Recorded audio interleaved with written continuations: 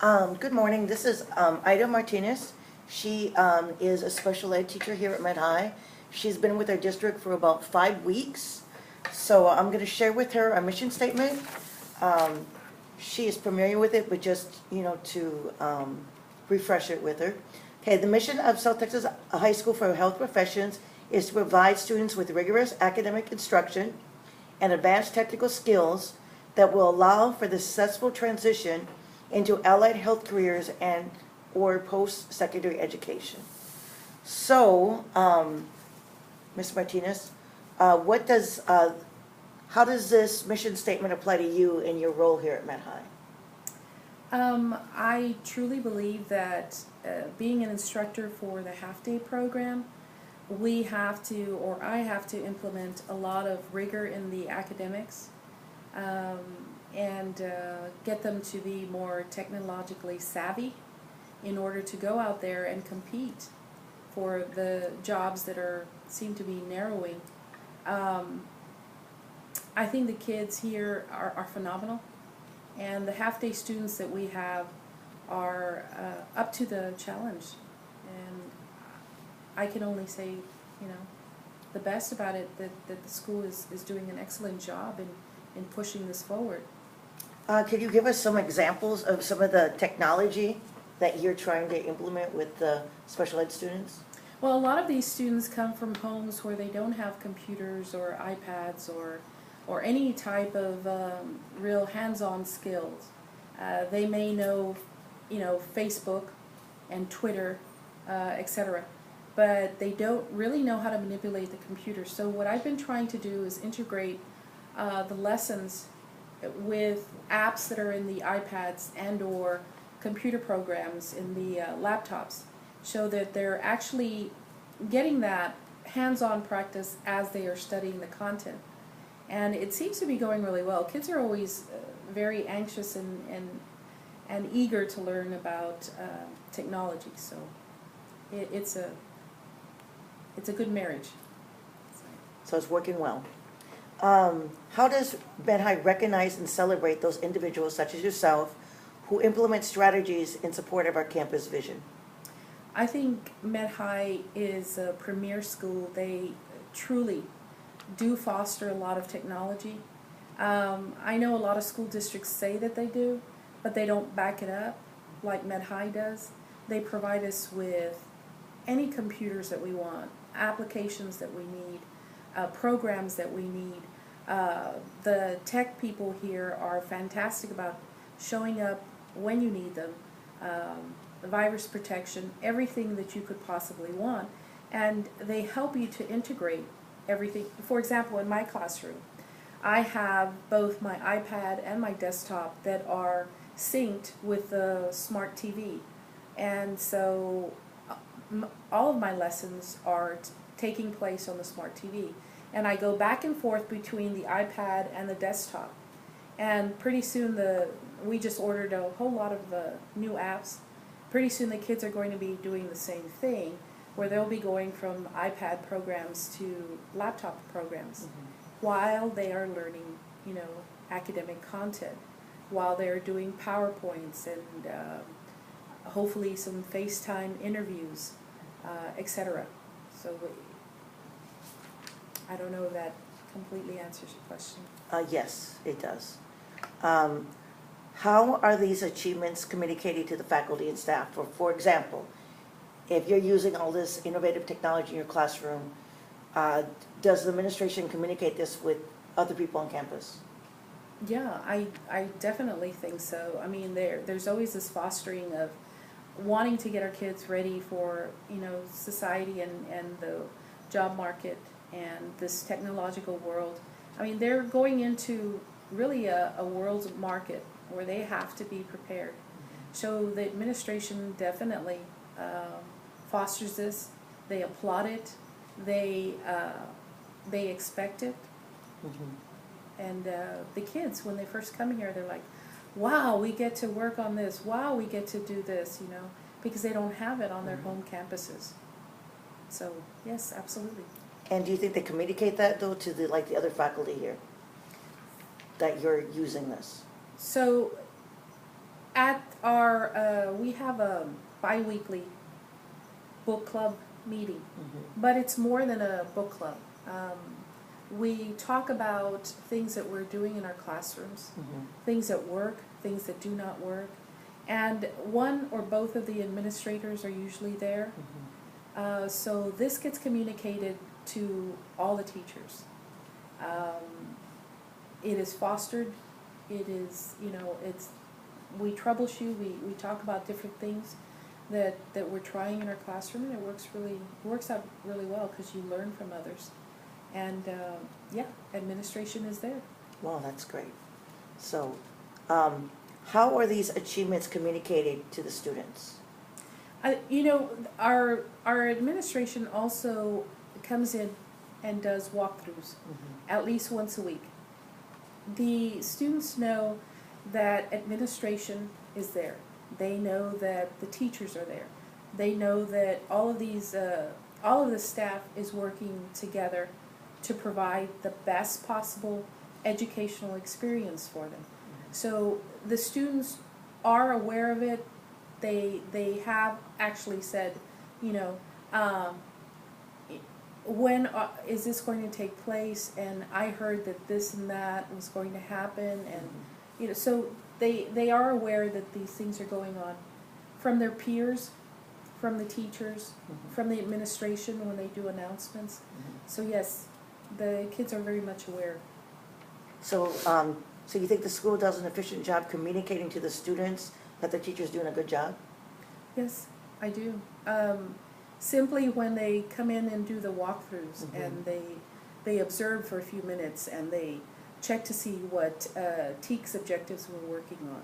When they observe the students' work that's posted on the wall, and all of those things, they know that the administration is there as a supportive factor. Well, that's good.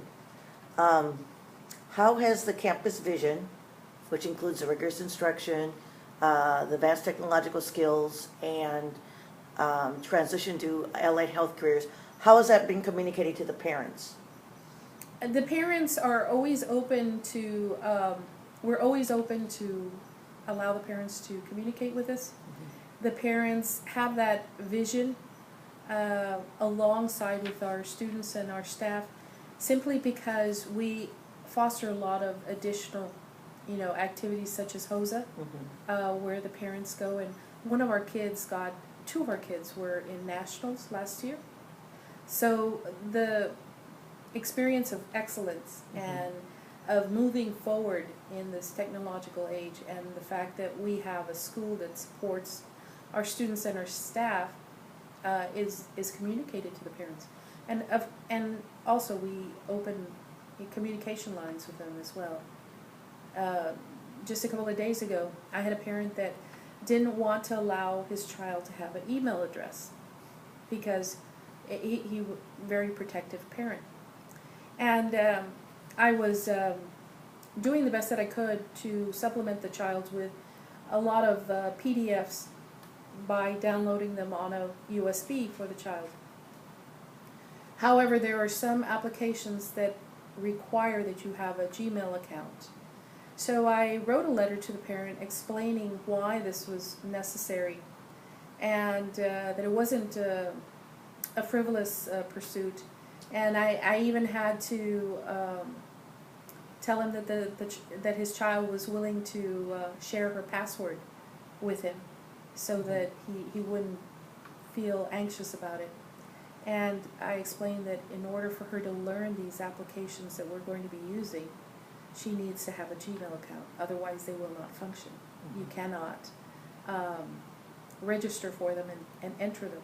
And so the child came back the next day, all smiles, and she said, I already have a Gmail account. We did it. So a lot of it is also making the parents aware, because some of them are not tech natives. Yeah. They didn't grow up in an age where technology was part of their education. So just to make them feel aware and assured that it's for educational reasons. Okay. And what innovative things does Med High do in order to push the campus's vision forward? We do a lot of innovative things. Basically, when we are just not just teaching the academic content like most schools, we also provide the technical skills, the practicum skills, where they go out and do clinicals in the job site, and of course the technology that we have here to support their learning as well. We have computer people who are teaching students how to do applications that are used here on the campus.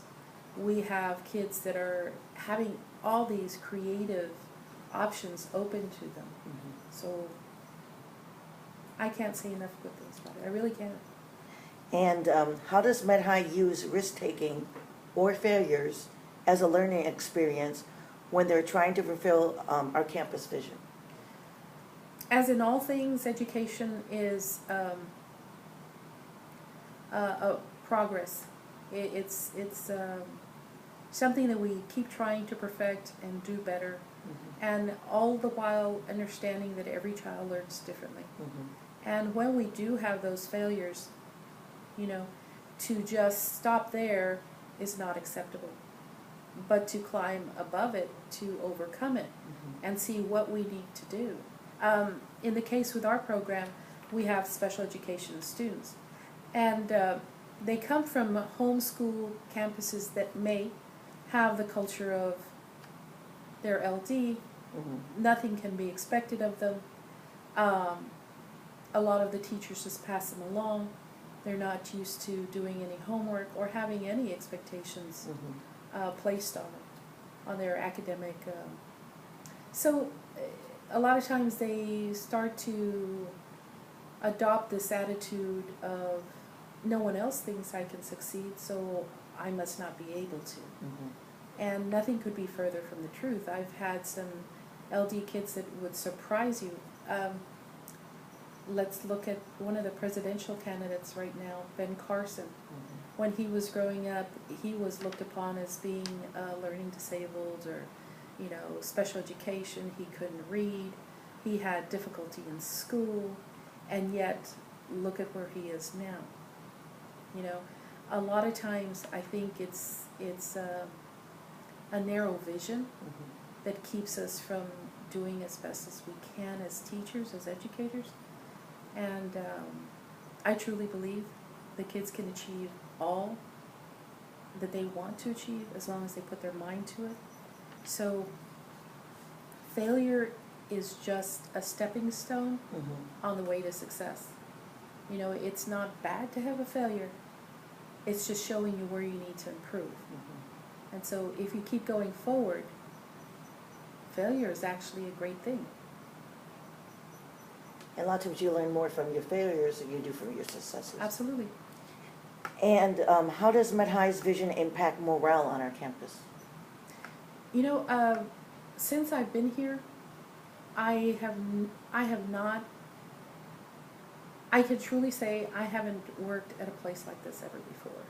And it is phenomenal because the kids have a high morale. You know, the student body, just the general student body. And I'm talking about the whole student body. The staff have a whole different outlook. I mean, they tend to want to do more and research more and do more for their students than I have seen in any other school district that I've worked at. So I think the morale is very high. They have an attitude of excellence, and the kids adopt that attitude because their teachers have that attitude. That's a good attitude to have. Yeah, absolutely. Absolutely. Okay, well, thank you so much. I really appreciate it. Wow, you gave a phenomenal interview. I thought it was horrible. What was wrong with it? I answered them really badly at the No, beginning. you didn't. Yes, I did. No, but that was good because then I got to ask for questions. And before, it was almost 15 minutes long. Look at that, 14. Oops, it's still going.